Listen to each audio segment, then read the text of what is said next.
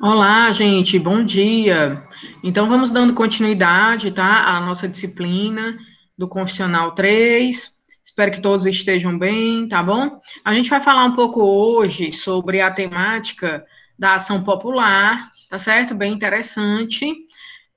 Assim, ao mesmo tempo, a gente também vai poder estar trazendo tanto a ação popular como a ação civil pública, né? São dois mecanismos que a gente vai estudar de uma certa maneira, muitas vezes de modo simultâneo, mas a gente vai estar detalhando também, né? E bem importantes, né? Porque, sobretudo, a ação popular diz respeito a uma atuação direta, né? Do cidadão, de uma participação, né? Nesse contexto do controle dos atos administrativos, enfim, da coisa pública, certo? Vou colocar aqui para vocês o slide que está lá no nosso material, no AVA também, tá? Só um minutinho.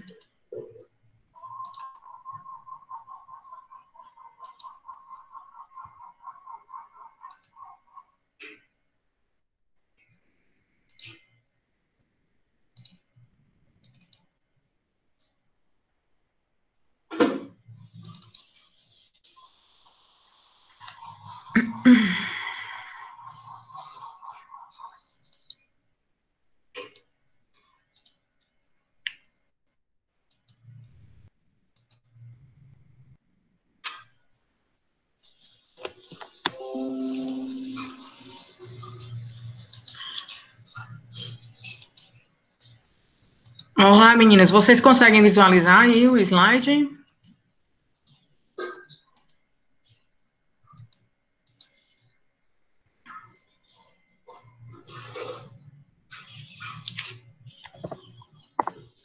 Ok, Sara. Gente, o que a gente tem aí, né? Coloquei umas. Esse material já está lá no nosso AVA também, tá certo? Mas aí eu coloquei umas imagens, né? Mesmo aí na internet. O que a gente está vendo aqui, né? Um dos maiores acidentes ambientais, tá certo? O que mais, Sara? Tem o nosso Teatro José de Alencar aqui. É Tem a a Praia nossa... do Futuro? Isso, Tatiana, exatamente. Nossa Praia do Futuro, com as suas barracas, né? E, digamos, todo aquele, digamos, instrumental, né? Na verdade, de acomodação dos turistas, dos usuários, dos consumidores, que hoje se encontra fechado, né? Em razão dessas medidas de isolamento, tá certo? Temos aqui a nossa, para quem anda muito por ali, Praça Portugal, né, gente? Temos também aqui a Ponte dos Ingleses, aqui é a estátua da Raquel de Queiroz, ali no centro, mas não dá, acho que a imagem não está muito boa. Enfim, temos um cidadão aqui com mala de dinheiro, não é? Bom, por que a gente ilustrou aí para tratar um pouco dessa nossa ação popular, né? A gente ilustra tanto para tratar da ação popular como da ação civil pública, né?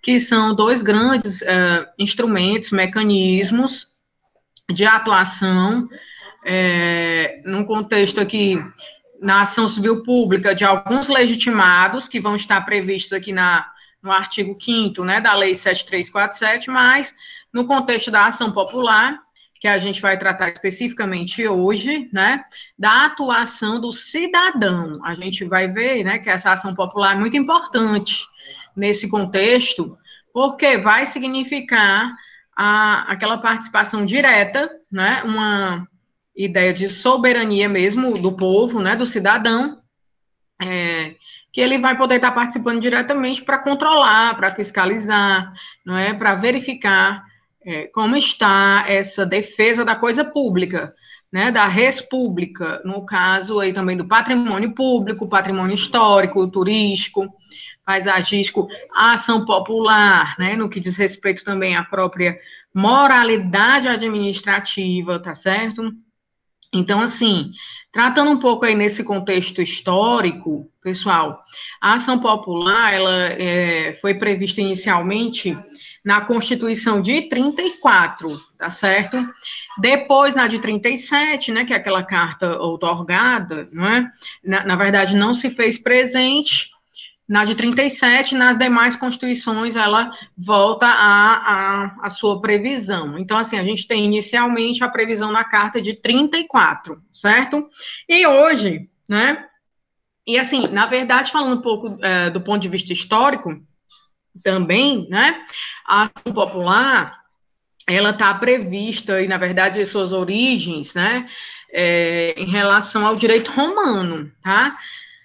Que falavam desse contexto, né, de uma atuação, a axio populares, tá? Uma atuação uma atuação cívica, né? O que é que vocês entendem, Sara, Tatiane, quando a gente fala em ação popular, né? Nessa ideia de civismo. Só aceitar aqui a Hanna. Alguém gostaria de comentar alguma coisa? Bom dia, Hanna.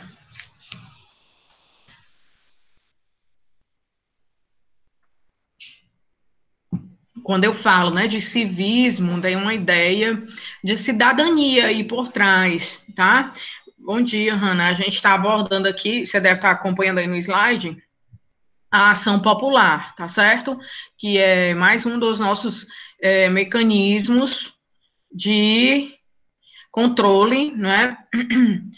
Sobretudo do patrimônio público, tá? Do bem público, da coisa pública. Essa transparência, né?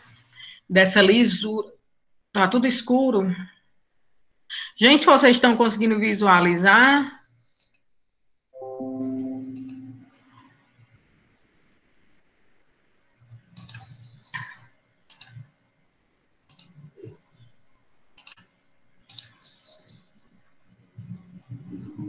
Tá certo. Então, pessoal, eu vou ficar aqui só na tela, tá? Qualquer coisa vocês me chamam aqui no Google Meet, mas eu vou ficar só na tela do slide, porque é como vai poder melhorar aí para aparecer para vocês, tá bom? Qualquer coisa aí vocês me chamam no chat, tá certo? Então, vamos lá.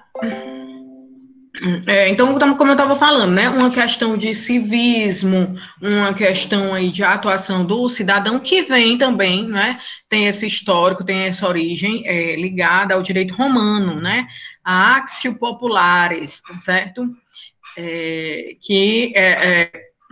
Vai trazer para a gente esse caráter cívico, né? O que é que quer dizer isso, pessoal? Alguém gostaria de participar? Sara, Tatiane? Porque, na verdade, eu vou ter aí, pessoal, um cidadão, né, atuando em nome próprio, na ideia de uma substituição processual, né, é uma legitimidade extraordinária, mas ele vai estar na defesa de um interesse que não é só dele, né, mas o interesse de toda a coletividade. Então, a gente fala que é um ato heróico, né, o civismo aqui, no que diz respeito a esse cidadão que vai estar atuando, né, em nome próprio, mas na defesa do interesse da coletividade, que é o patrimônio público, que é o meio ambiente, patrimônio histórico, enfim, né, a própria moralidade administrativa. Então, quer dizer que ele atua em nome próprio, mas o interesse aí não é só dele, né? O interesse é da coletividade. Atua em nome próprio, mas na defesa de interesse alheio, né? Alguém de vocês está lembrada disso aqui? No caso, que existe a previsão lá no CPC, gente? Alguém tem um CPC aí que possa consultar, ou mesmo queira verificar aí na internet?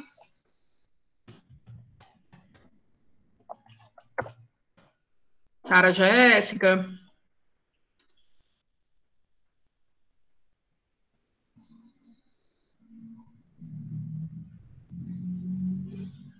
a Tatiane, a Hanna.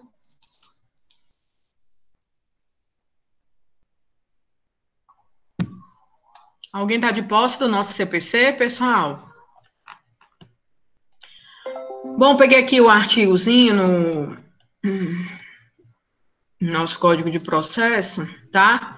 Eu vou colocar aqui para vocês no chat, tá certo? Ah, a Sara falou que tá, né? Sara, você pode ler aí, por gentileza? É o artigo 18 do nosso Código de Processo Civil, tá? A Lei 3.105 de 2015. Certo. Ninguém poderá pleitear direito alheio em nome próprio, salvo quando autorizado pelo ordenamento jurídico. Olha aí, Sara, muito obrigada. O que a Sara leu aqui, pessoal? Que ninguém poderá, né, pleitear direito alheio, nesse caso é um direito da coletividade em nome próprio, né? O cidadão está buscando judicialmente ingressar em juízo com esta ação popular, né, salvo quando é autorizado pelo ordenamento jurídico, ou seja, aqui há uma autorização da lei, né, que por sinal é a lei regulamentadora aqui, ó. Hanna, tá dando para ver aí?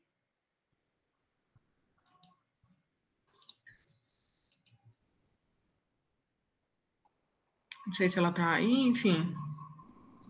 Vocês conseguem ver, pessoal, no slide? Se alguém. Deixa eu ver. Ótimo, Tatiane. Pronto. Era só para ter esse feedback aí de vocês. Que é o seguinte. Tá aí, ó. Ninguém poderá pleitear direito alheio, salvo quando por expressa autorização legal, normativa, né? E a lei, a nossa própria Constituição de 88, ela autoriza que o cidadão, né, ali no seu artigo 5º, inciso 73, tá certo? Possa pleitear, né, possa ingressar em juízo em defesa do interesse da coletividade. Isso a gente considera um ato, né, de civismo, um ato em defesa da própria, é uma participação, uma forma de participação direta do cidadão, tá certo? Em defesa do próprio interesse da coletividade, da coisa pública, certo? E a lei também que vai regulamentar, gente, aí o trâmite, né, a legitimidade, a competência da ação popular, é essa lei, assim, aí a 4717/65, tá? Ali, sobretudo nos seus artigos 7º, né, que traz a questão do processo, né, da tramitação dessa ação, e traz bem claro para a gente ali no artigo 1º também, quem é este cidadão que vai poder propor essa ação popular em juízo e em defesa desse interesse que é da coletividade, tá? Aí vocês poderiam perguntar, mas professor, essa lei de 4717/65, olha lá, anterior à nossa Constituição de 88, ela ainda está vigente no nosso ordenamento jurídico? O que é que vocês acham, pessoal?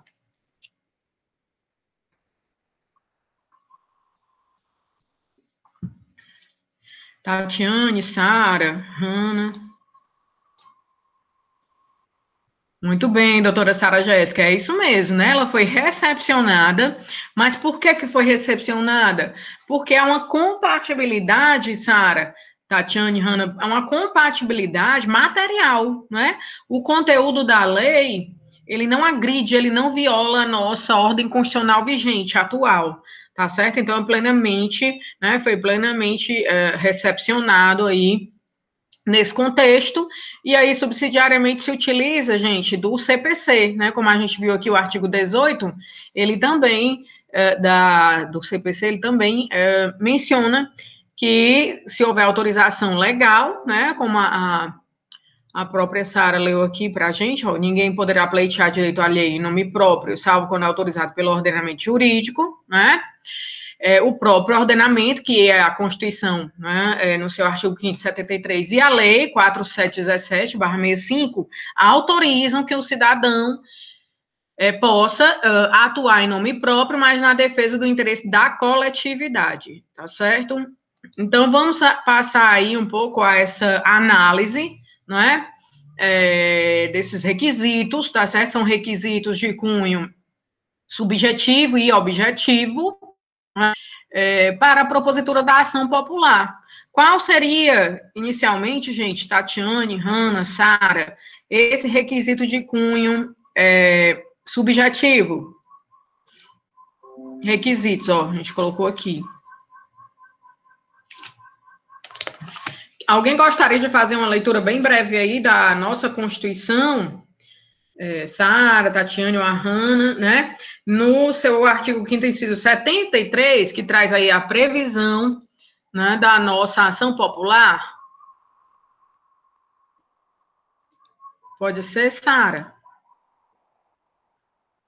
Artigo 5º, inciso... Vocês querem que eu coloque aí no chat para vocês? Eu posso ler, professora. Pode colocar e eu leio. Deixa eu só abrir aqui, então, só um minutinho. É o qualquer cidadão, é isso? Isso, doutora. Que é a previsão, né, da própria ação popular na nossa Constituição, tá certo? Certo. Qualquer cidadão... Eu estou abrindo aqui para botar aí no chat, mas pode ir lendo. Tá. Qualquer cidadão é parte legítima para propor ação popular que vise anular ato lesivo ao patrimônio público ou entidade de Estado que participe, à moralidade administrativa, ao meio ambiente e ao patrimônio histórico e cultural, ficando o autor, salvo comprovada má-fé, isento de custas judiciais e do ônus da sucumbência. Vou colocar aqui para vocês o que a Sara leu, gente. Pronto, pessoal, aí é no artigo 5º, tá? Artigo 5º. A gente vai um pouquinho mais devagar hoje, até para ficar mais, né, compreensível, tá certo? E aí a gente vai detalhando também essa nossa ação popular na Constituição e na lei, tá? Também podemos reservar um momento da aula para comentar as questões das avaliações, se vocês concordarem, tá certo? As questões, Sara?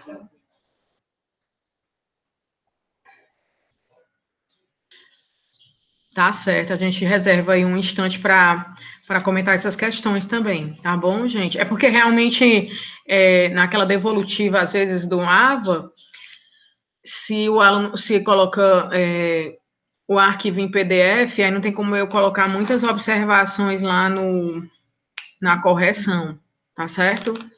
Vamos lá, gente. A Sara leu aqui, ó. Qualquer cidadão é parte legítima para propor ação popular que vise a anular ato lesivo ao patrimônio público ou de entidade que o Estado participe, a moralidade administrativa, ao meio ambiente, ao patrimônio histórico e cultural, ficando o autor, salvo comprovada má-fé, isento de custas judiciais e do ônus da sucumbência. Gente, uma coisa que tem que ser deixada clara aqui também, quanto a essa ação popular, tá certo? É que ela não pode ser utilizada com o espírito, como a gente chama, né? De emulação, de prejudicar uma outra pessoa. Por exemplo, como poderia, né, acontecer com adversários políticos, né? Um cidadão que está ingressando contra outro, porque não teve uma boa administração, não houve uma administração proba, quer dizer, não pode haver uma litigância de má-fé nessa ação popular, porque caso isso venha a acontecer, ó, salvo comprovada má-fé, vocês estão acompanhando aí no chat que eu estou colocando a letra do inciso? Certo, ótimo. Porque aí, pessoal, se houver esta má-fé, quer dizer, esse espírito de vingança, né, a gente chama de vindita, né, esse espírito de vingança, esse espírito de prejudicar, por exemplo, um adversário político, como poderia acontecer, né, aí nos municípios menores, tá certo? Esse autor, ele pode ser condenado ao pagamento de custas, tá certo? Que podem ser cobradas em até 10 vezes o valor dessas custas. A lei fala, né, a lei 4717/65 vai trazer essa previsão, tá? Vai trazer essa previsão da condenação em 10 vezes o valor das custas, certo? Se houver realmente esse espírito aí, de utilizar-se de má-fé dessa ação popular, tá? É o décuplo do valor das custas judiciais, tá certo? Isso também está com a previsão lá na própria legislação. Quem quiser pegar a lei, a 4717/65, tá? 4717/65, certo? Tá?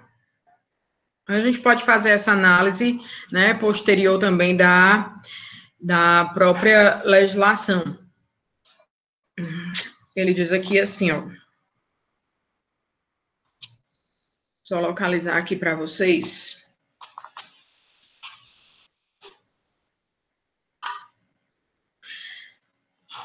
Tá aqui, ó, é o artigo 13 da lei, tá certo? Vou até colocar aí no chat, tá? A sentença que, apreciando o fundamento de direito do pedido, julgar a lide manifestamente temerária, condenará o autor ao pagamento do décuplo das custas, tá? Pagamento décuplo das custas, quer dizer, 10 vezes o valor dessas custas, tá? Porque, a rigor, pessoal, né, inicialmente a gente pensa nessa ação como uma ação de defesa do interesse da coletividade, tá? Como houve aqui no caso, por exemplo, não sei se vocês chegaram a acompanhar, né? Enfim, da Praça Portugal, tá certo? Que foram propostas ações civis públicas e ação popular na defesa ali do patrimônio, né? Da coletividade, que seria a questão da preservação daquele espaço público, da praça, tá?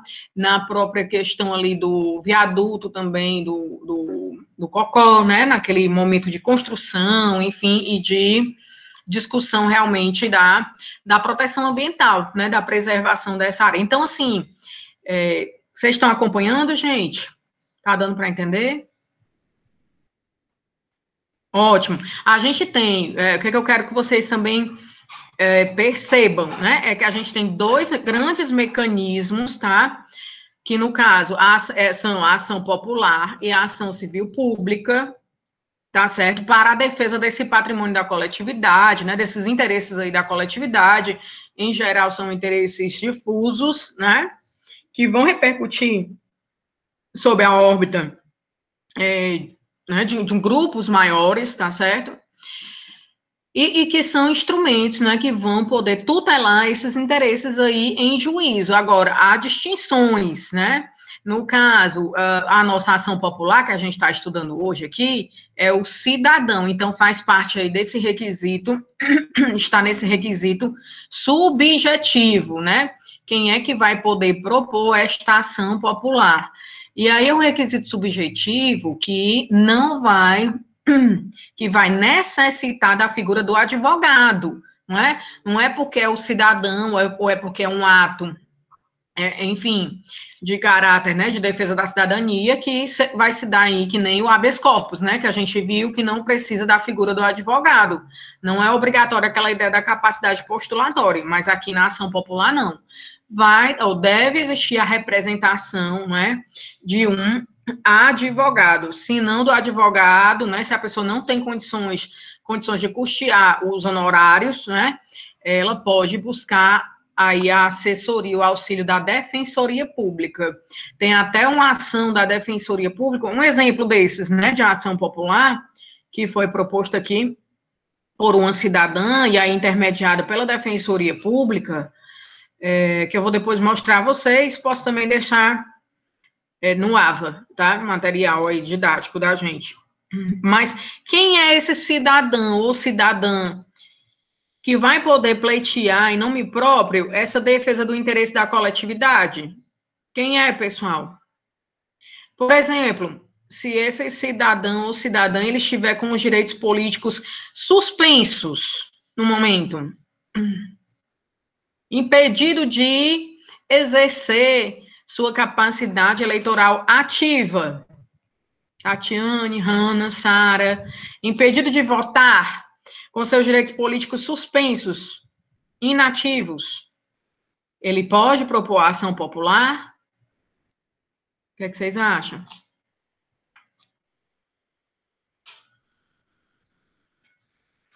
Muito bem, Sara. Não, né? Então, gente, quem é o cidadão que vai poder propor esta ação popular? É aquele que está com seus direitos políticos ativos, né?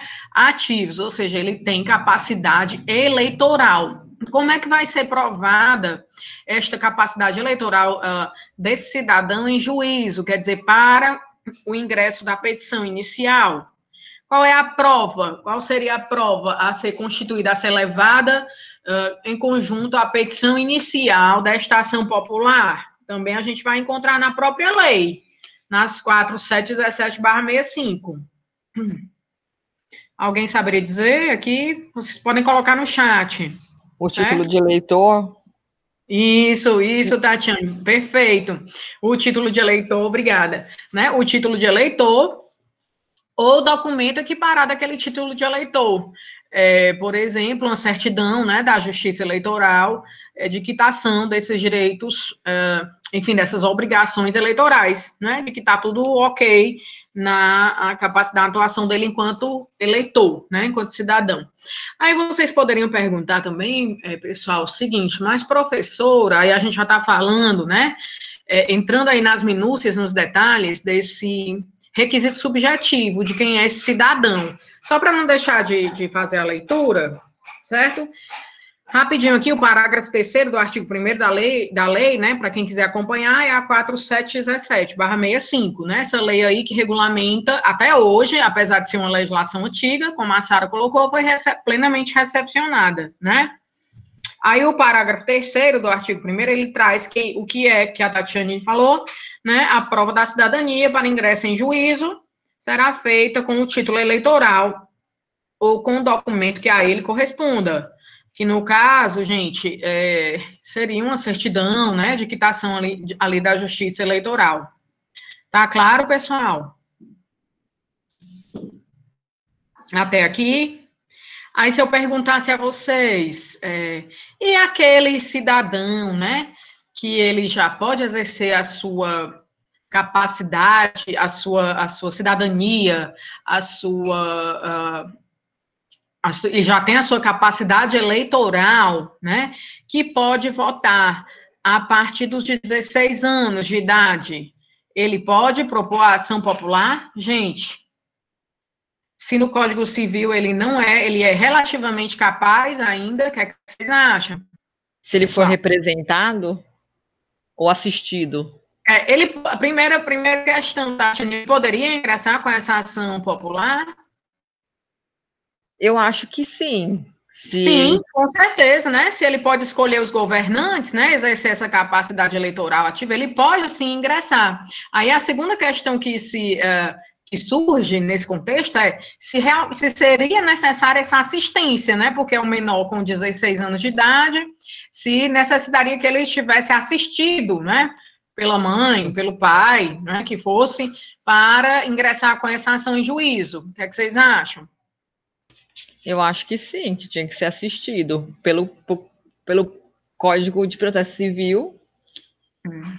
Pronto, aí o que é que acontece? É um posicionamento aí majoritário, né, da doutrina, no sentido de dizer, já teve até algumas, salvo engano, alguma questão da OAB, vou até tentar depois trazer para a gente analisar aqui na sala, tá certo? Gente, que abordou o assunto, tá? Então, assim, majoritariamente, ela fala, ora, se ele não precisa para exercer a cidadania ali na hora do voto, né, da assistência da mãe ou do pai, de quem quer que seja, né, representante, então ele não necessitaria dessa assistência também para ingresso em juízo, porque ele vai precisar de quê? Do advogado, certo? Mas aí ele não precisaria de uma assistência, né, de um representante legal para ingressar. Ele vai precisar da figura do advogado aí com a capacidade postulatória. Tá claro, gente? Assim, a posição majoritária, Tatiane, é de que ele não necessita dessa assistência, entendeu? Ora, se ele pode mais, digamos, que é escolher aquele representante, né, nas urnas, certo? Ele poderia controlá-lo também através da propositura de uma ação popular, sendo intermediado, tendo aí a intermediação do advogado, né, essa capacidade postulatória unicamente, certo? E aí, pessoal, tá claro, gente, isso aqui quanto ao menor que possui com 16 anos de idade, que pode votar, ele também poderia ingressar com essa ação popular. Ok? Mesmo sendo relativamente capaz, tá certo? É um posicionamento, na sua grande maioria, nesse sentido, né? Da desnecessidade de assistência. tá? Aí outro questionamento que surge, né? Porque a gente viu para as outras ações, o mandado de segurança, o habeas data, o mandado de injunção, que o estrangeiro ele poderia propor, até coloquei aí no nosso slide, né? Poderia propor as outras ações, por exemplo, um mandado, mesmo ele estando, né, residente ou temporariamente no país, tá certo? Ele poderia propor aquelas outras ações, né? Um MS, um mandado de injunção, um habeas data, um habeas corpus, tá? A ação popular vai poder ser proposta pelo estrangeiro, ó, a gente está nesse ponto aqui, né, da legitimidade ativa, que corresponde a esse requisito subjetivo aqui, para a propositura, certo? Olha aqui, quem não está legitimado a essa propositura da ação popular, coloquei aqui para vocês. Poderia ler aí, Sara Jéssica, por gentileza? Não legitimados, estrangeiros, pessoas jurídicas e os que tiverem seus direitos políticos suspensos ou perdidos. Artigo 15, Constituição Federal. O MP não possui legitimidade para propositura, podendo atuar como parte pública autônoma. Isso, obrigada, Sara. Gente, os estrangeiros, portanto, né, não vão poder propor esta ação popular. Ainda se ressalva o caso aí do português equiparado, né, desde que ele exerça esses direitos políticos aqui no Brasil, né, enfim, aí realmente necessitaria de toda a comprovação de que ele está com esses direitos ativos, certo? É o que ainda se ressalva. Seria o caso porque há aquele tratado de reciprocidade, né, entre Brasil e Portugal, então ainda seria uma possibilidade desse português equiparado, né? Pessoas jurídicas, existe uma súmulazinha também, é óbvio, né, se a gente está falando de cidadão, né, a gente não vai estar abordando aí, no caso, uma pessoa jurídica, né, para estar aí ingressando com essa ação popular, tá certo? Tem uma súmula que eu vou colocar aqui para vocês, tá? Que é a súmula 365, quem quiser dar uma pesquisada também, traz esse mesmo 365 do STF, colocando aqui a súmula 365 do STF, estou colocando aqui no chat, tá? Para vocês, quem quiser fazer a busca aí rapidinho, certo? Súmula 365. O que diz a súmula 365 para a gente, pessoal? Alguém buscou aí? Pessoa jurídica não tem legitimidade para propor ação popular, né? Não precisaria de muita discussão em relação... tá aí, esse aí é o texto da súmula, tá? Pessoa jurídica não tem legitimidade para propor ação popular. Tá claro? Tá claro, pessoal? Por que a pessoa jurídica não tem essa legitimidade? Por quê? Porque não é um cidadão, né? Obviamente. Não vai exercer esses direitos políticos, não é? Não existe essa possibilidade. Ficou escuro? Tá. Só um instante. Então, as pessoas jurídicas e os que tiverem os seus direitos políticos suspensos ou perdidos. O MP, gente, o MP, ele também não possui essa legitimidade para a propositura da ação popular, né? Ela é própria do cidadão. Quem ainda pode atuar, né, pessoal, aí em relação a ser a estar figurando, né, enquanto aí por uma ideia da capacidade postulatória, seria a Defensoria Pública, tá certo? A Defensoria Pública, no sentido de dizer de estar atuando, né, com ingresso judicial em relação aos que não puderem custear esses honorários, né, do advogado, tá? O MP não possui a legitimidade para a propositura da ação, podendo atuar como parte pública autônoma. Quer dizer, o representante do Ministério Público, ele não tem como propor essa ação popular. Agora, se o autor, né, o autor popular, ele vier a desistir da ação, aí o Ministério Público, ele pode dar continuidade a essa ação, tá certo? Ele pode dar continuidade. É o que a gente tem expresso aí É o que a gente tem expresso, pessoal, Aí, no parágrafo 4º, tá, do artigo 6º da nossa lei 4717/65, que fala assim, o Ministério Público acompanhará, tá dando para vocês compreenderem, gente? Que eu estou aqui na tela do slide, não estou na tela de vocês, do Google Meet. Tá sim, professora. Ah, tá, obrigada, Tatiane. Então, ele diz assim, ó, o Ministério Público acompanhará a ação, cabendo-lhe apressar a produção da prova e promover a responsabilidade. Olha o que ele diz na letra do artigo. Acompanhará a ação, né? Cabendo-lhe apressar a produção da prova e promover a responsabilidade civil ou criminal dos que nela incidirem, sendo-lhe vedado, em qualquer hipótese, assumir a defesa do ato impugnado ou dos seus autores, tá? E, efetivamente, certo? A gente tem que, se houver uma desistência, né, aí da atuação do autor popular, né, eu coloquei aqui, vocês estão visualizando aí no slide, gente, nesse, digamos, percurso, né, nesse caminho aqui da ação popular, nesse organograma, tá? Eu tenho a petição inicial prevista, ó, aqui eu coloquei LAP, que é a Lei da Ação Popular, né, a 4717, que está aqui em cima, ó, 4717. Petição inicial, né, com base aqui no artigo 5º, né, que trata também da competência para a propositura da ação popular, tá? Gente, voltando aqui um pouco. Estão visualizando o slide ou ficou escuro?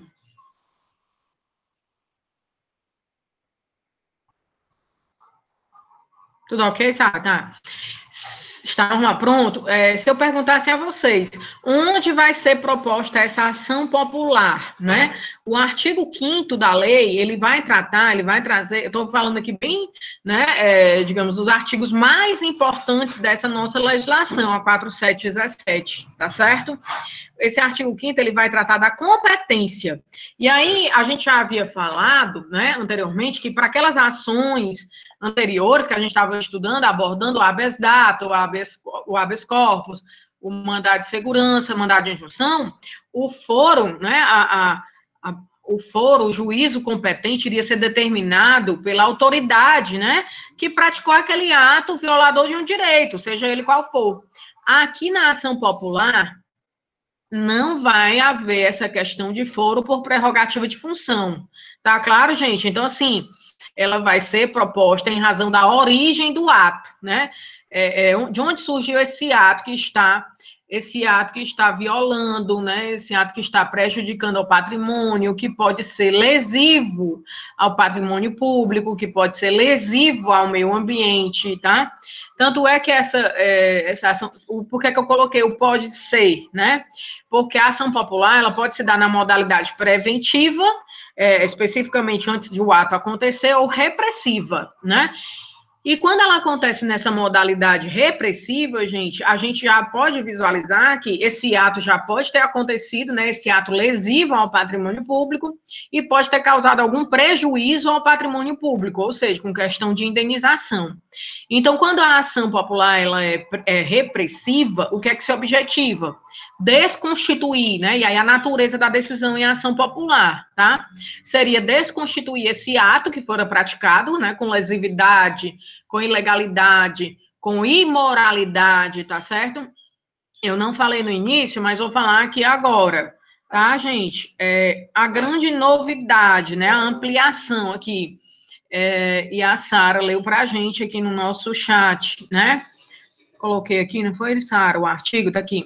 Artigo 5º, inciso 73 da Constituição Federal, que trata da nossa ação popular, pessoal. Então, quando a Sara aborda aqui essa questão, né, que ela fez a leitura, que a gente está vendo aqui, eu coloquei de novo aqui um inciso para vocês, ó. A Constituição, ela traz aqui qualquer pessoa, né, cidadão é parte legítima para propor ação popular.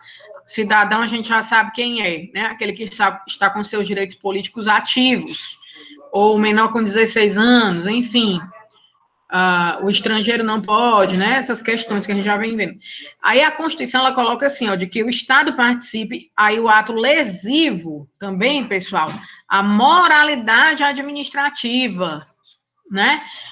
O ato lesivo a essa moralidade administrativa, ou seja, se busca, por meio dessa ação popular, preservar essas condutas, né, do administrador público, do agente público, né, uma probidade administrativa. Inclusive, esse princípio está disposto até no artigo 37 caput, né, da nossa Constituição Federal, lá, no que diz respeito aos princípios próprios da administração pública.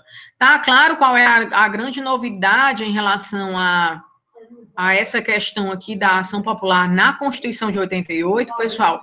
Ampliou para ter como objeto também atos lesivos, né, a moralidade administrativa. Por exemplo, pessoal, quando a gente escuta aí nos noticiários, né, cidadão determinado político foi surpreendido com dinheiro na cueca. Lembram aí dessas questões que a gente já vivenciou, não é? Então, são atos lesivos a essa moralidade administrativa, né? São atos que não estão conformes à probidade que se espera do agente público, do agente político, tá certo? Teve uma questãozinha, não sei se vocês chegam ou acompanham, né? Aquelas questões dos exames de ordem, em geral. Tatiane, Sara. Pois é, aí teve uma questão bem interessante que abordava, Sara, o seguinte, de que um determinado senador da República, né, ele acabou utilizando-se de um grande montante, né, de verba, de orçamento para fazer uma reforma. Isso aí era uma das questões da segunda fase da prova do exame de ordem, né? E aí ele utilizou, né, de um grande montante de recurso público, tá certo, para executar uma reforma, digamos, bem vultosa e assim cheia de luxos, certo? No seu gabinete, tá? Então, o que aconteceu? Qual era o cerne da pergunta, né? Dizer qual seria a medida que caberia ali para impedir ou para anular esse ato, né? Que não estava condizente a essa moralidade administrativa, tá certo? Qual seria a medida? A própria, pelo cidadão, né? A ação popular. Ou, enfim, né? A gente tem vários exemplos aí de quando... E aí foram propostas várias ações, por exemplo, em relação ao dano ambiental, né, essa questão lá dos acidentes ambientais em Brumadinho, Mariana, tá certo? Tudo buscando veja já, Sara, tua pergunta aqui. Exatamente. Tudo visando, né, o resguardo, a tutela, a proteção, a questão, que é o requisito objetivo, né, como você está falando aqui, né, o objeto da ação, tá certo? Tentar se resguardar, né, o patrimônio público. Exatamente, Sara, essa parte que visa anular o ato lesivo ao patrimônio público, ou de entidade que o Estado participe, a moralidade é o objeto. E veja bem, Sara, não precisa que eu tenha necessariamente uma violação concomitante a um bem público, entenda, de cunho material, tá certo? E a moralidade administrativa, quer dizer, a moralidade administrativa já é até decisão do Supremo em algumas ações que chegaram, né, a tramitar aí por via recursal, lá no âmbito via recursal no STF, tá? E aí o Supremo mesmo já se posicionou dizendo, a moralidade administrativa, Sara, Jéssica, é um objeto autônomo, quer dizer, eu posso ter só essa conduta que viola unicamente, que lesa, né, que prejudica unicamente a moralidade administrativa. Tá claro, pessoal, até aqui? Vamos dando... Tá claro, Sara? E o requisito subjetivo é a legitimidade... Exatamente. Sara Jéssica, o subjetivo é a legitimidade ativa e passiva. Muito bem. Aí, ó, subjetivo, né? O ativo, a gente já colocou aqui, né, que é o cidadão com seus direitos políticos ativos, como a Tatiane falou, né, que vai demonstrar essa cidadania, essa capacidade eleitoral pelo título de eleitor, por um documento que equivale, né, uma certidão aí da Justiça Eleitoral, e a passiva está presente aqui no artigo 6º da lei, tá? Vou colocar aqui para vocês, rapidinho, né? A legitimidade ativa, isso mesmo, doutora Sara, a legitimidade ativa. Tô só digitando aqui no chat, tá? É do cidadão, né? Com os direitos políticos ativos, certo? E a legitimidade passiva, em geral, vai ser do órgão, né? Da entidade que está sofrendo, Sara, Tatiane, aquela lesão, aquela violação à coisa pública, ao patrimônio público, enfim, à moralidade. E aí esse órgão, ele vai estar na esfera da União Federal ou do Estado, da União Federal ou do Estado ou do município ou dos municípios, né?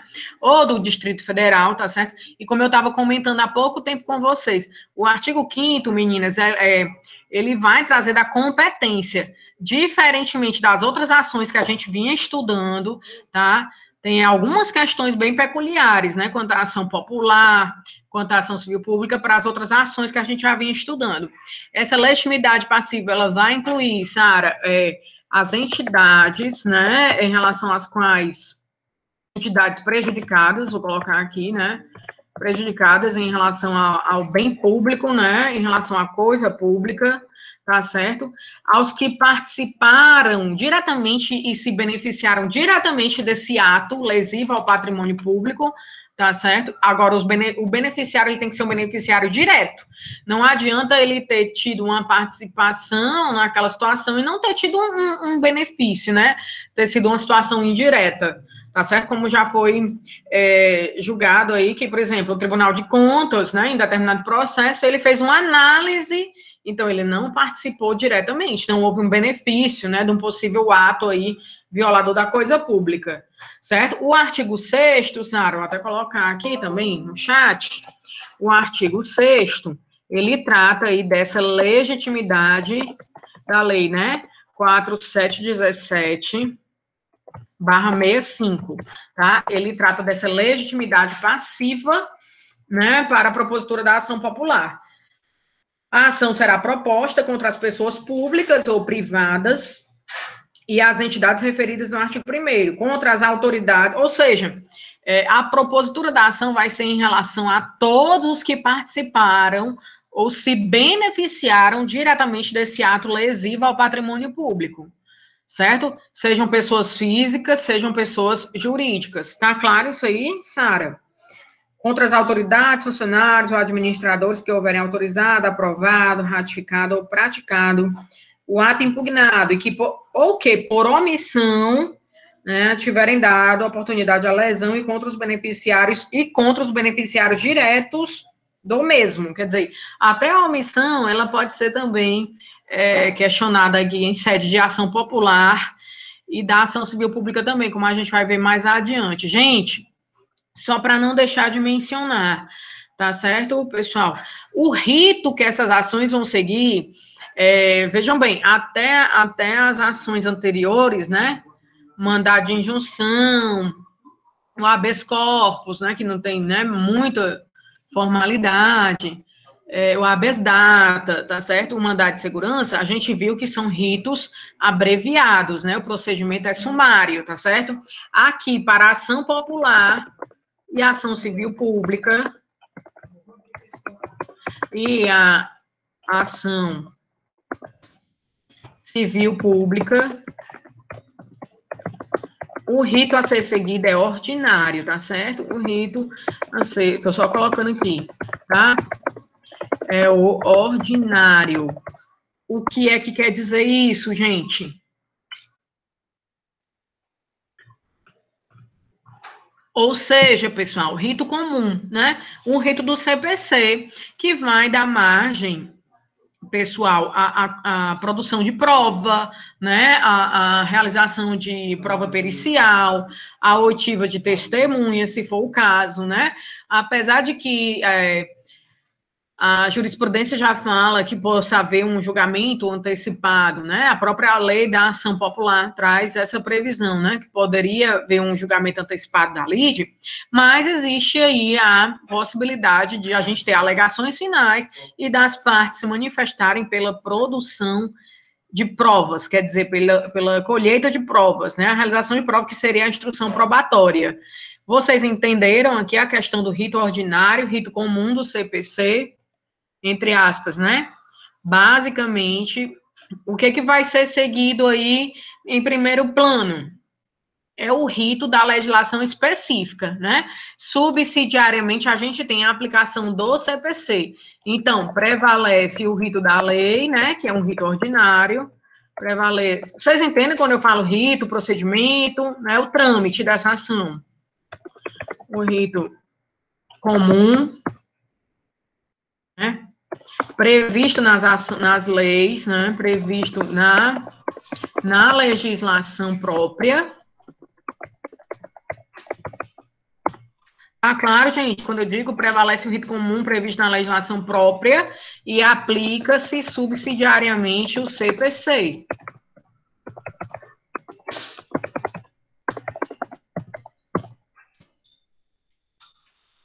Gente, tá claro até aqui, Tatiane, Hanna, Sara Jéssica, quando a gente fala que é um rito que prevalece aqui para a ação popular é o rito da lei, que é o rito ordinário, o rito comum do CPC. Agora, com algumas peculiaridades. Por quê, Sara Jéssica, por exemplo? Porque a gente já viu quem é que vai poder propor, né, a legitimidade ativa, está prevista aqui também na legislação e na própria Constituição, que é o cidadão com os seus direitos políticos ativos, tá certo?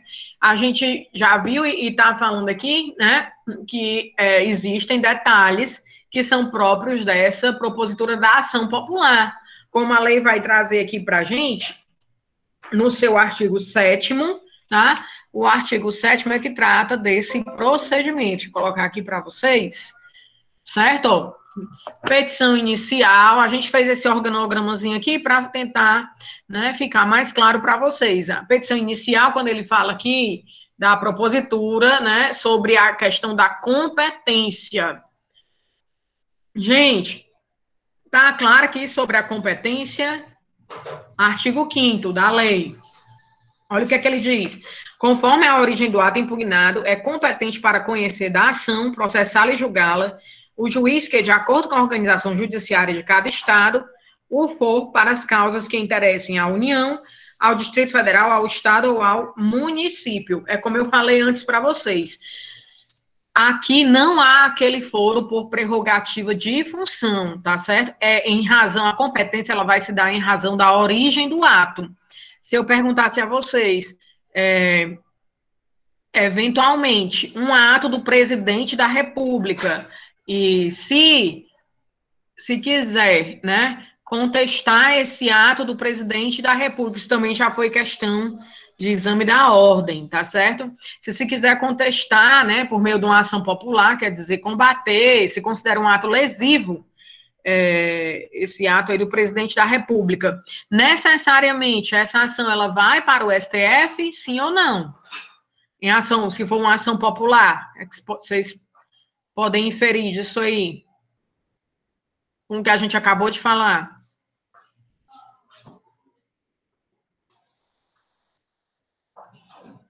Alguém gostaria de responder? Posso sim, Sara. Perguntei se, eventualmente, o cidadão, ele estiver, né, em desacordo, quer dizer, ele não concorda com um determinado decreto do presidente, um ato, né, que ele acredita que está lesivo, ou é lesivo ao patrimônio, à moralidade pública, né, à moralidade administrativa, se esse cidadão, ele vai ingressar com essa ação popular direto no Supremo Tribunal Federal. Se existe esse foro por prerrogativa quando a gente fala de ação popular. Muito bem, não existe, pessoal. Então, é no juízo de primeiro grau, vai ser em razão da origem do ato, né? Existem duas exceções que a gente vai falar aqui para essas questões, né? Que ainda podem ter essa competência originária do Supremo, mas quando existe a exceção, isso aí vai estar previsto na própria Constituição, tá certo? Então, a regra é o juízo de primeiro grau, né? Do local. Isso, da Justiça Federal. Era isso que eu ia falar, Sara Jéssica, do local de ocorrência do dano, né, do ato. Por exemplo, se esse patrimônio é um patrimônio da União, né, ou é um ato praticado por alguém que está aí na representação, né, desse mandato político no âmbito federal, aí sim, seria Justiça Federal de primeiro grau, ali, por exemplo, no Distrito Federal, tá certo? Onde, na verdade, não tem nem esse foro ali, esse foro para a ação popular, né, delimitado necessariamente pela justiça ali do Distrito Federal, mas seria uma questão de facilitação, né, porque como eu estou falando de uma ação que é de participação do cidadão, ela poderia ser proposta em qualquer região da Justiça Federal, entendeu, Sara Jéssica? Certo? Aí vai depender realmente se o patrimônio é de proteção da União Federal, tá certo? De quem é esse ato, mas não vai implicar necessariamente isso aí e diretamente para o Supremo. Quando é que vai direto para o Supremo Tribunal Federal uma ação popular dessas? Por exemplo, quando existe aí o interesse que diga respeito por exemplo, a vários estados da federação, tá certo? Como ele diz aqui no artigo 102, inciso 1º, na alínea, são duas alíneas aí do artigo 102, que são exceções, né? Ou seja, que trazem uma competência originária para o STF, nesses casos de ação popular, certo? Que são as seguintes, tá? Alíneas N e alíneas R, certo? Ele diz, as ações, vamos lá, ler o caput, né? Compete ao Supremo Tribunal Federal, principalmente a guarda da Constituição, cabendo-lhe processar e julgar originariamente, tá? As causas, a linha F também se insere. Deixa eu colocar aqui para vocês, Tatiane, no chat, tá certo? As alíneas, artigo 102. Tô colocando aqui, tá? Alíneas, que é a dos estados, alíneas F, a linha N, da Constituição Federal, CF/88. Ele diz assim, Aí a gente tem até um exemplo para ilustrar, né, nesse contexto. Quando as causas e os conflitos entre a União e os estados, a União e o Distrito Federal, né, ou entre uns e outros, inclusive as respectivas entidades da administração indireta, quer dizer, eu tenho um conflito aqui, pessoal, entre interesses da União e dos estados, por exemplo, né, uma questão até de limites, de fronteiras, tá certo? Então, isso que aconteceu, nesse caso da linha F, para aquela ação popular em que há um decreto, né, do presidente houve naquela época um decreto do presidente da República para delimitar, é uma ação que trata da reserva indígena, colocando aqui, tá? E aí tem a questão do interesse dos índios também, né? Indígena, Raposa, Serra do Sol, certo? Essa ação, sobre contestando um decreto, né, governamental, um decreto do presidente para a delimitação dessa reserva indígena, ela foi direto para o STF, né, como competência originária. Por quê? Porque havia interesse da União, né, a questão dos indígenas, e de estados ali, Tocantins, Alagoas, salvo engano, tá certo? Então, nesse contexto aí da delimitação do interesse, aliás, Tocantins e a União, né? E ainda o interesse de particulares, né? Porque dizia respeito também à questão de agricultores, né, com a terra, alguns proprietários de terra que ali faziam cultura de arroz também, tá? Então, levou em conta tudo isso, o interesse da União, o interesse dos estados, tá? Por isso, essa ação popular, ela foi direto para a competência do Supremo. E a outra linha, Tatiane, é justamente a linha N, a ação em que todos os membros da magistratura sejam direta ou indiretamente interessados, né? Aí tem a ver mais com o contexto da atuação dos magistrados, né, de algum interesse próprio da carreira dos magistrados, e aquela em que mais da metade dos membros do tribunal de origem estejam impedidos, ou sejam direta ou indiretamente interessados, né, a interesses da magistratura ou impedimento na carreira. Isso também, se houver uma ação popular nesse sentido, iria direto para o Supremo.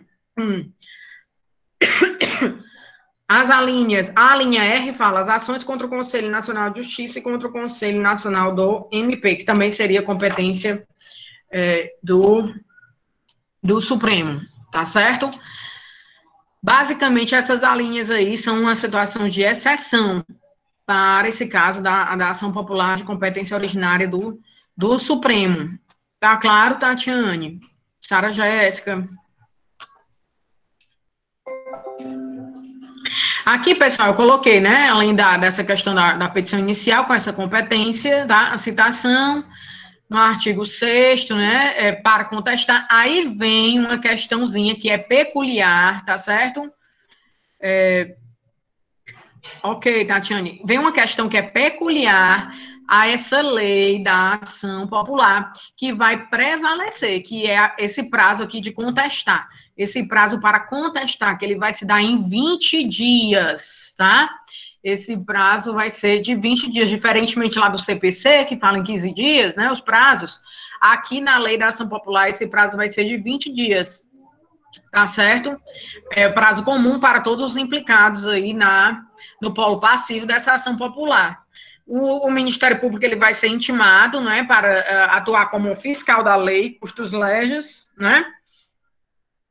Essa pessoa jurídica que está implicada lá, o ente público, em geral, o ente público, ele pode até se abster de contestar e pode atuar junto ao cidadão, né? Porque, afinal de contas, a pessoa jurídica, ela, de direito público, ela existe, né, para defender o interesse da sociedade, tá certo? Se houver prova a ser produzida em audiência, o processo seguirá o rito ordinário, o curso ordinário, com as alegações pelas partes, tá certo? Tem todo aí esse caminho, né, esse percurso, esse trâmite, no artigo 7º da lei 4717/65, tá? 4717/65, ó. Ele diz aqui assim, caso não requerida, né, vocês estão acompanhando aí, né, gente, no slide? Alguém poderia falar, por favor?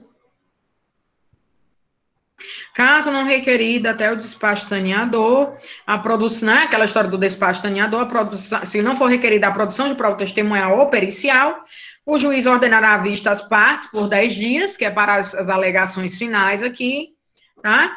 Para alegações, sendo-lhes os autos conclusos para a sentença 48 horas após a expiração desse prazo. Havendo requerimento de prova, o processo tomará o rito ordinário, né? Se não houver, pode haver um julgamento antecipado, o juiz só vai receber essas alegações das partes, tá certo? A sentença, né, a decisão, ó, no prazo de 15 dias, tá? A sentença, quando não prolatada em audiência de instrução e julgamento, deverá ser proferida dentro de 15 dias do recebimento dos autos pelo juiz. Aí vocês, aqui eu coloquei uma observaçãozinha, né? Se o autor desistir da ação, outro cidadão poderá assumir o polo ativo. Se o autor, né, desistir da ação, outro cidadão pode assumir o polo ativo, né? Vão ser publicados editais, né, convocando o cidadão interessado em dar continuidade, ou mesmo o Ministério Público pode dar continuidade, né? Ou havendo a desistência do autor. Certo? Mas isso aqui é só se o cidadão não continuar com a ação. Essa sentença no prazo de 15 dias, tá? A prevista aqui no artigo 7º, 6º e o parágrafo único. Por que que existe esse prazo de previsão aqui para um proferimento dessa sentença? O que é que vocês acham? Que implicação é essa, né? Que tem, faz sentido aqui nessa ação, na ação popular? Ora, gente, trata-se de uma ação de controle, né? Controle do administrador público, do agente público, da transparência, né? Da probidade dos atos administrativos, certo? Então, realmente, tem esse prazo próprio que até vai trazer para a gente, trazer para a gente e para o magistrado que atua no feito, o seguinte ônus, tá? Ele diz assim, o parágrafo único: o proferimento da sentença, além do prazo estabelecido, privará, além do prazo, quer dizer, se o juiz exceder, né, o magistrado ali de primeiro grau, exceder esse prazo de 15 dias, né, para sentenciar, para decidir aqui na ação popular, tá certo? Privará o juiz da inclusão em lista de merecimento, tá no parágrafo único, para promoção durante 2 anos, né? Tem uma sanção aí no que diz respeito à ascensão funcional do magistrado, certo? E acarretará perda para efeito de promoção por antiguidade de tantos dias, né? Ele pode deixar de ter essa promoção por antiguidade tantos dias quantos forem os de retardamento, salvo motivo justo declinado nos autos e comprovado perante o órgão disciplinar competente, né? Que é a corregedoria, né? Nos tribunais. Entenderam aqui, pessoal, como é a importância dessa ação popular? Tatiane, Sara, Hanna, tá claro o que é que significa esse ônus aqui, essa imposição desse prazo de 15 dias para que o juiz venha a julgar? Ele pode deixar de figurar, não é, nessas listas de promoção por merecimento e por antiguidade, em razão de tantos dias quantos forem, né, os de retardo, os de atraso na decisão aí para essa ação popular. Tendo em vista, pessoal, esse caráter aí de ser uma ação de proteção do patrimônio público, né, da res pública, da coisa pública, certo? O artigo 9º, né, é aquele que diz, ó, da questão da desistência do autor, né? A gente já falou aqui, mas enfim, se o autor desistir da ação ou der motivo à absolvição de instância, serão publicados editais nos prazos estabelecidos no artigo 7º, 30 dias, ficando assegurado a qualquer cidadão, bem como ao representante do MP, dentro do prazo de 90 dias da última publicação, promover o prosseguimento da ação. As partes só pagarão custas e preparo ao final, né? Sendo que, na verdade, aí é uma ação de atuação de fiscalização aí pelo cidadão, tá certo?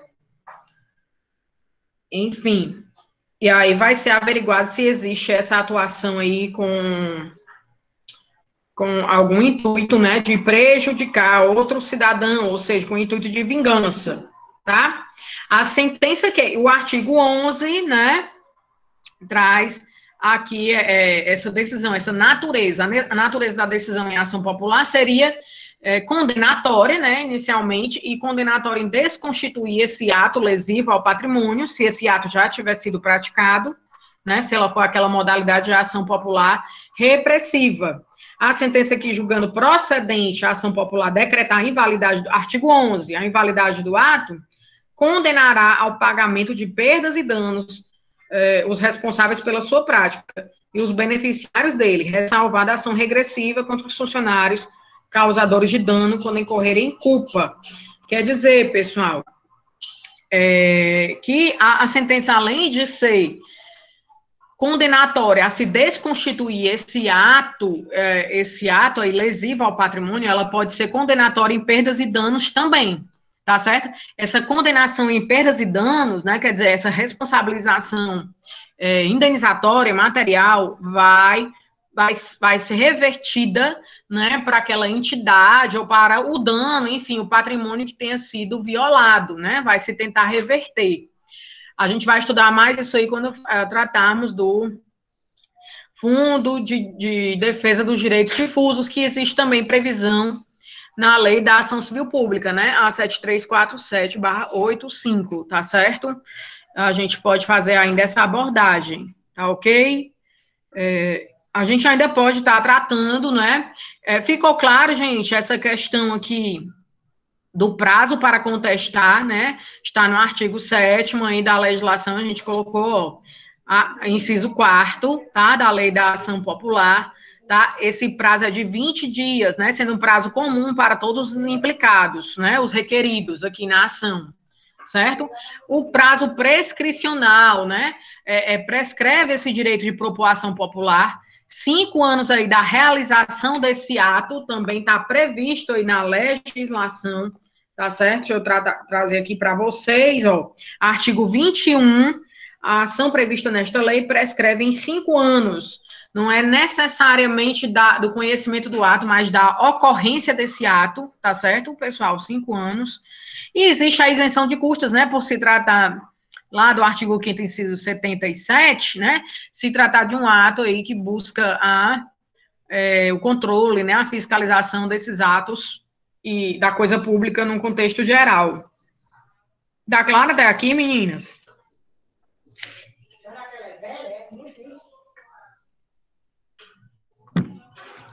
Só ver aqui no chat. Certo. Vamos tentar comentar aqui, pelo menos a nossa primeira chamada na aula de hoje. Pode ser, aí nas outras aulas a gente pode voltar ainda para essa ação popular, né? Tem alguns exemplos, até tem uma ação popular que eu vou mostrar a vocês, aí da Defensoria Pública, tá certo? Mas para mostrar, né, esses requisitos aí da petição inicial, tá certo? Tatiane, Sara, Hanna. A gente pode continuar aí a ação popular na próxima aula. Assim, só abordando uma questão, pessoal, nessa quinta-feira é feriado, né? Tá previsto aí um feriado da abolição da escravatura, não é isso? E aí, realmente, a gente não tem esse nosso... Não, ainda não, Sara. A gente vai falar da ação civil pública nas próximas aulas. Eu não quis misturar muito hoje, não é? Para não confundir, certo? Mas a gente vai falar da ação civil pública também distinguindo quanto à ação popular, tá certo? Se preocupe não. A lei é a 7347/85, tá? A gente citou, né, algumas questões hoje sobre a ação civil pública, mas ainda não abordou especificamente. Não, vai ser... É porque a gente iniciou aí com a ação popular, tá certo? Vocês querem ver aqui a prova da primeira chamada? Pode ser, pessoal? Acho que ainda dá tempo nesses 15 minutinhos. Ok. Parar aqui para colocar a prova, tá? Só um minuto.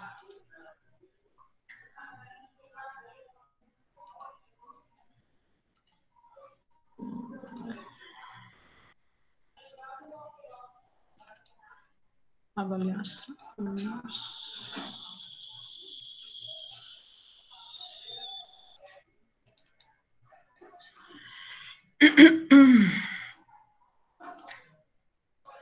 Vamos lá, estou tentando colocar aqui o arquivo para vocês, tá?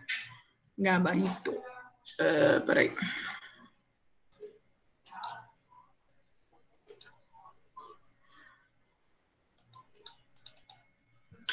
Tá dando para vocês verem, tá? Gente.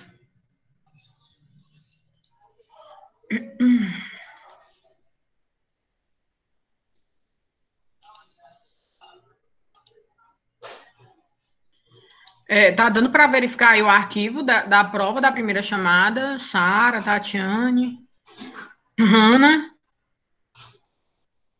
Ótimo. Pessoal, já trouxe aqui a prova com o gabarito, né? Enfim, aqui ele fala, ó, exame de ordem, né? Foi de 2017, parlamentar brasileiro, em viagem oficial, visita o Tribunal Constitucional da Alemanha, recebendo numerosas informações acerca do seu funcionamento e de sua área de atuação. Uma, todavia, chamou especialmente sua atenção, a referida corte. A gente viu, né, que aquela ideia da mutação, ela surgiu lá com esses estudos da Alemanha, né? Muita influência também. A referida Corte reconhecia a possibilidade de alteração da Constituição material, ou seja, de suas normas, sem qualquer mudança no texto formal. Surpreendido com essa possibilidade, procura sua assessoria, a fim de saber se o STF, no Brasil, né, fazia uso de técnicas semelhantes na ordem jurídica brasileira. A partir da hipótese apresentada, assinale a opção que apresenta a informação dada pela assessoria jurídica. Sara, poderia ler aqui a resposta? O item B? Isso, ó, tá aqui no gabarito, né? Sim, o Supremo Tribunal Federal, reconhecendo o fenômeno da mudança constitucional, pode atribuir ao texto inalterado uma nova interpretação que expressa, assim, uma nova norma. É aquela ideia da interpretação, né, pessoal, do Supremo, que a gente já vê aplicada em algumas situações, como, por exemplo, aquela ADO, né, do crime do racismo para a homofobia, transfobia, não deixa de ter essa visão da mutação, porque não tem lei, né, ainda tratando, seja uma tipificação penal, ou mesmo incluída na lei do racismo. É a B de bola, certo? Tá claro, gente? Podemos dar sequência? Segunda questão, pertence o princípio constitucional da proporcionalidade àqueles que desempenham notável e destacado papel na judicatura da Suprema Corte. Assim sendo, considere as assertivas abaixo sobre o referido princípio. Até falei numa das aulas da gente, ó, ele não está escrito em sede constitucional, né? Só existe numa lei que trata 9789, salvo engano, uma lei que trata do procedimento administrativo na Constituição, a gente não tem expresso, né, cuja observância independe de explicitação em texto constitucional, porquanto pertence à natureza e à essência do Estado Democrático de Direito. É composto de 3 subprincípios, a gente falou desses subprincípios, conformidade, adequação, tem até no slide, necessidade ou exigibilidade e proporcionalidade em sentido estrito, que é justamente o mandamento de ponderação e avaliação, né, entre os meios e os fins. Volta-se para a justiça do caso concreto, aparenta-se consideravelmente com a equidade, né, aquela justiça distributiva, e é eficaz instrumento de apoio às decisões judiciais. No caso concreto, ó, que após submeterem o caso a reflexões prós e contras, a fim de averiguar se na relação entre meios e fins não houve excesso, a vedação é excesso, concretizam assim a necessidade do ato decisório de correção de uma injustiça, né, de uma situação de inobservância desses valores que estão em jogo. Quais são as assertivas corretas? Aí aqui seria a letra, o quê? Sara Jéssica, D de dado, né? As 3 respostas estão corretas, pessoal. Quer dizer, as 3 frases. Tudo ok até aqui, gente? Podemos seguir? Podemos seguir, pessoal? Vamos lá. Terceira questão, o mandado de segurança é um importante instrumento de proteção a direitos líquidos e certos, individuais ou coletivos, que não estejam amparados por habeas corpus ou habeas data. Sempre que ilegalmente ou com abuso de poder, qualquer pessoa física ou jurídica sofrer violação ou tiver justo receio de sofrê-la por parte de autoridade. Sobre o MS coletivo, é correto afirmar que, Sara, a gente até falou aqui sobre o MS coletivo, que ele poderia abranger a todos os membros de uma coletividade ou somente a uma parcela, né, a uma parte desse grupo, dessa categoria. Qual seria a resposta, pessoal?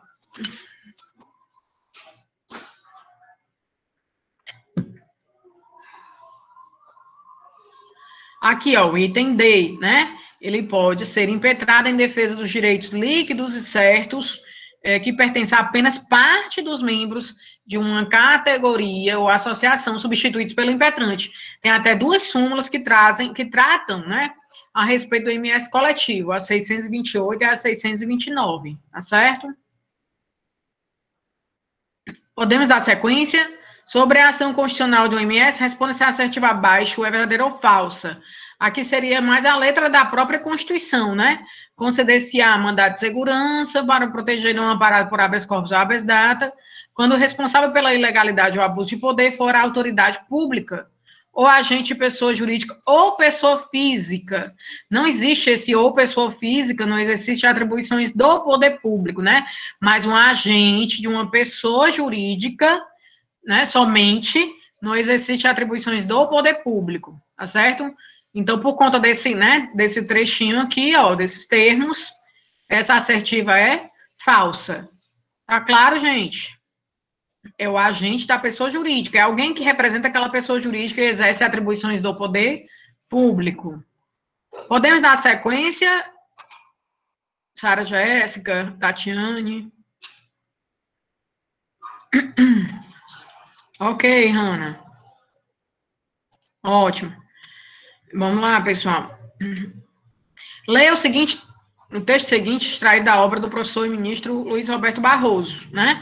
Como já assinalado, os princípios jurídicos, especialmente de natureza constitucional e interpretação, viveram um vertiginoso processo de ascensão, que os levou de fonte subsidiária do direito, nas hipóteses de lacuna legal, ao centro do sistema jurídico. No ambiente pós-positivista, de reaproximação entre o direito e a ética, os princípios constitucionais se transformam na porta de entrada dos valores dentro do universo jurídico. Aqui, pessoal, era para vocês abordarem aqueles princípios de interpretação, né? A unidade da Constituição, interpretação conforme a Constituição, a efetividade, a presunção de constitucionalidade das leis e atos normativos, tá certo? Fazer um contraponto, contextualizar, né? Correlacionar ao Estado democrático, dizendo que esse Estado valoriza realmente a ascensão desses valores, né, desses princípios no ordenamento constitucional. Tá claro, gente? Certo? Podemos passar adiante, pessoal? Podemos passar? Ok. Vamos lá. A próxima questão. Sexta questão. Considere o seguinte texto, também extraído do livro Controle de Constitucionalidade, né, do professor Barroso. Uma nota conceitual e terminológica. As locuções jurisdição constitucional e controle de constitucionalidade não são sinônimas, né? Embora sejam frequentemente utilizadas de maneira intercambiável, quer dizer, como se fosse a mesma coisa. Trata-se, na verdade, de uma relação entre gênero e espécie. O que se entende por jurisdição constitucional, né? Aquela ideia que a gente trouxe de tornar efetiva a Constituição, de torná-la aplicável, né? Que é também o objeto de estudo da nossa disciplina, não é? Em que consiste o controle? Na sistemática do ordenamento jurídico, como pode ocorrer esse mecanismo? Existe algum órgão de primazia nesse contexto? Quer dizer, o controle, a gente viu até naquele princípio, né, da presunção de constitucionalidade, é uma das modalidades que vai efetivamente verificar, né, um dos instrumentais, vai verificar se a lei está de acordo com a Constituição, tá certo? E como é que ele ocorre no Brasil, né? Pode se dar de maneira difusa ou concentrada, e esse órgão, na verdade, que era uma abordagem maior sobre o Supremo Tribunal Federal, né? Que é considerada a Corte Constitucional no Brasil, nosso guardião da Constituição, tá certo? Verificar se as leis, né, estão em perfeita compatibilidade formal e material com a nossa Constituição Federal. Tá claro, pessoal, até aqui? Alguma dúvida? Ok, então vamos lá para a última questão da prova, tá? Que é sobre o mandado de segurança, né? Uma questão do exame de ordem, ó, da segunda etapa, que foi adaptada, né? Aqui, na verdade, na prova era pro examinando elaborar a peça, né? A petição inicial, que é a petição do mandado de segurança, né? Ele vai buscar saber informações, politicamente atuante, consciente de seus deveres, em suas relações com a população, decidiu fiscalizar a forma de distribuição dos recursos aplicados na área de educação. Não é uma informação para ele próprio, ou seja, data, né? Então, o requerimento formulado foi indeferido por escrito, ó, já é um ato repressivo, né, pelo secretário municipal de educação, tá certo? Os gastos alegou-se, né, que os gastos eram sigilosos, enfim, certo? Aí, inconformado com o indeferimento do requerimento, João contratou o seu serviço como advogado poucos dias após a aprovação da decisão do secretário de Educação do município, que solicitou ajuizamento da ação cabível, de modo que pudesse obter com celeridade, né, com celeridade as informações almejadas, certo? Que permitiria sua divulgação à população interessada, permitindo-lhe avaliar a conduta do prefeito, certo? Para a situação hipotética, acima, qual a medida judicial cabível para o resguardo, né? A gente tinha visto até o mandado de injunção, então, aqui não é uma questão de omissão, muito pelo contrário, né? Ele indeferiu ali o conhecimento dessas informações sobre recursos, né? Recursos aplicados na área da educação no município Alfa, tá certo? Então, seria o mandado de segurança, né? Para vocês justificarem, né, com base no artigo 5º, inciso 69, a lei 2016/09, como é que ele pode obter a aceleração da tutela? A liminar, né, com base no artigo 7º, inciso 3º da 12.016, também a lei. Qual é o juiz competente para apreciação desta ação? Não é? Aí a gente tem o juízo, como a questão não coloca a organização judiciária, é evidente, porque o exame é nacional, né? Então a gente tem, dependendo da organização judiciária, a vara civil ou a vara da fazenda pública, né? Porque o ato é contra aí o prefeito, o secretário municipal de educação. Seria a vara da fazenda pública, né? Se for aqui na nossa organização judiciária, tá certo? Mas ela é aceita, né? Tanto a vara civil quanto a vara da fazenda pública, não é? Porque aí não tem a organização judiciária delimitada. A tutela seria preventiva ou repressiva? Por quê? Né? Seria repressiva porque, poucos dias após a prolação da decisão, já foi prolatado o ato que você está questionando como violador do direito líquido e certo aí dessas pessoas, né, da população do município, a terem acesso a esses dados, certo? Então, basicamente, é essa aí a resolução da nossa prova da competência, Sara Jéssica, sobre a questão da vara da Fazenda Pública. Pronto, como é um ato, né, de um secretário do município, né, como é uma entidade aí de uma entidade do poder público, então, geralmente, se essa entidade, ela não tem foro por prerrogativa de função, certo? Você vai ter que aferir isso aí na prática, né, no teu dia a dia de atuação enquanto advogada, se ela tem foro por prerrogativa de função, vai ter que verificar aí na lei de organização, tanto na Constituição estadual, né, se fosse o caso aqui no estado do Ceará, quanto na lei de organização judiciária do estado do Ceará. Se essa autoridade, ela tiver foro por prerrogativa de função, por exemplo, ela venha a ser, enfim, geralmente um secretário, aqui na nossa organização judiciária, eu vou até deixar para vocês lá no material didático, tá certo? Na nossa organização judiciária, um secretário de Estado, por exemplo, secretário de Saúde de Estado, né? Ele vai ter o foro por prerrogativa de função ali no TJ, certo? Então, é verificar se esse secretário, aí no caso do município, que não fala nada a questão, né? Então, poderia ser a vara civil ou a vara da Fazenda Pública, né?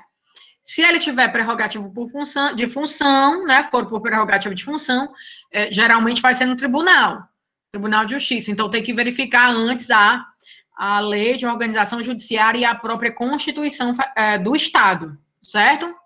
Federal e do Estado, que aí é onde a gente vai ter delimitado esses foros por prerrogativa de função.